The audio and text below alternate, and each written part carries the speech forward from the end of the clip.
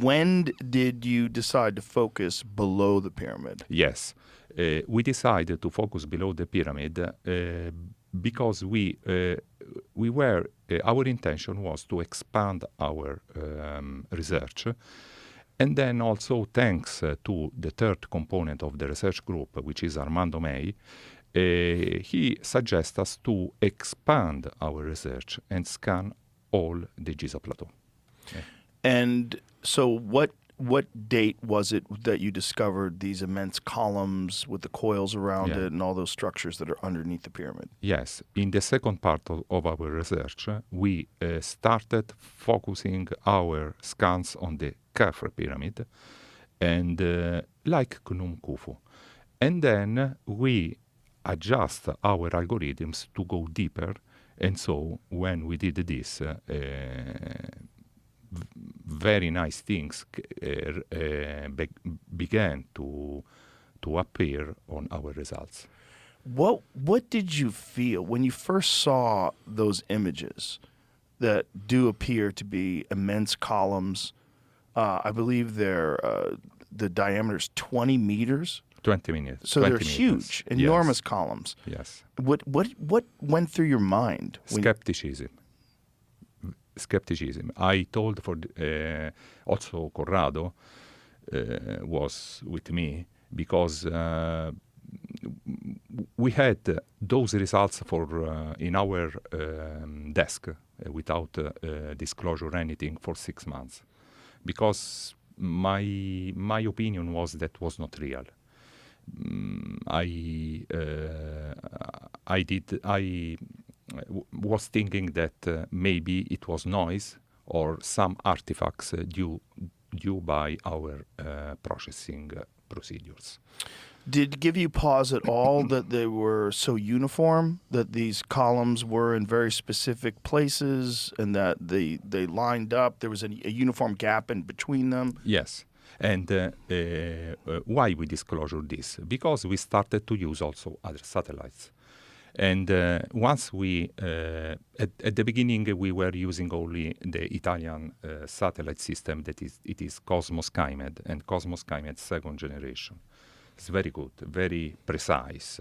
But we wanted to shift our research using also other satellites because, Joe, in research, when we have diversity is a good thing because it confirms other things that we were searching. We were searching confirmation.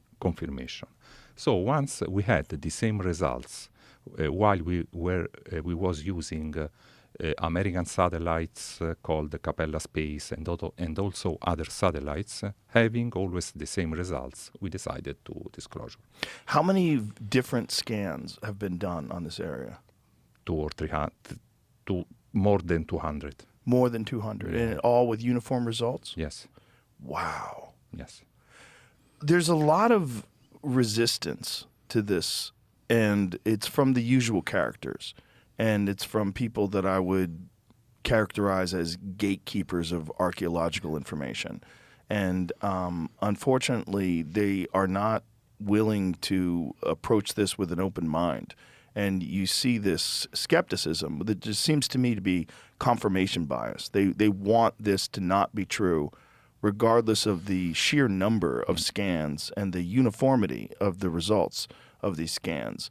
And also the fact that this stuff has been proven to work on other things. Like, didn't you guys use this exact technology to get the exact dimensions of a particle collider that you have? Yes. Yeah. We have a particle collider where I have born in L'Aquila, which is located in the center of Italy, There is a huge mountain called Gran Sasso, the Gran Sasso d'Italia, which is has a maximum altitude of about 3,000 meters, for being precise 2,993 meters.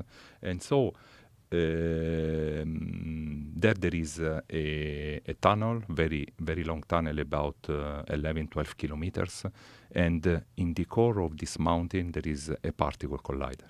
There is a laboratory, let's say like that. And this technology got the exact dimensions of this particle collider that's Absolutely, deep yes. in this mountain. Yes, Okay. at 1.4 kilometers with respect to the top. Wow. Yeah. Okay. So we know it's accurate. We know it works. Yes. What do you think it is? I mean, other than what I said, that it's gatekeepers of archaeological information. It's people that don't want to admit that there's perhaps quite a bit bigger mystery than just the pyramids themselves. What do you think it is that is causing this resistance? Personally, it's true. We found a lot of resistance. Yes, it's true. But personally, I don't know why. I can say something regarding to my personal opinion. Joe, it is something that maybe is too big, too huge to be disclosed like that today. I don't know why. It's confusing to people because Yes. it's essentially paradigm shattering, because the pyramids themselves are absolutely spectacular. The Great Pyramid is 2,300,000 stones. Yeah. The alignment is to perfect, true north, south, east, and west. It's a really incredible accomplishment, whoever built it and when they built it. It's just undeniably fascinating that this was done at the very least 2,500 BC, probably even older than that. Older, yeah. We really don't know. But that alone is spectacular. But then when you add the findings that you have, it just makes everybody go, we don't know anything. We really don't. We know that these things exist, but their purpose has always been speculative. The speculation was that it is some sort of a tomb. But that doesn't make any sense because there's no hieroglyphs inside of it. It doesn't seem like a tomb. It doesn't look like a tomb. And I'm sure you're aware of Christopher Dunn's work. Yes. Yes. Which, you know, he's an engineer, and he said it appears that this thing is some sort of a mechanical thing, and that it's probably designed to generate some kind of power. Yeah. Yes, in this context, I have spoke a lot with Christopher Dunn, and I like a lot his theory, and it makes sense, and so this discoveries matches a lot with his and also to other scientists that make recast the effective purpose of the pyramid not to be tombs. So today we are sure of one thing, that the pyramids are not tombs.